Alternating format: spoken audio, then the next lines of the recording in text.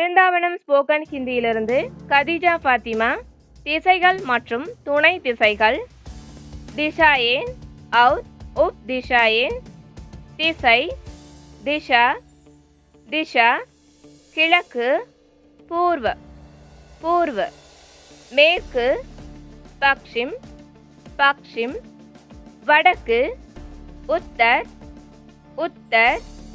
தெற்கு தக்ஷின் தக்ஷின். துணை திசை உப் திஷா உப் திஷா. தென்கிழக்கு दक्षिण पूर्व दक्षिण पूर्व. தென்மேற்கு दक्षिण पश्चिम दक्षिण पश्चिम.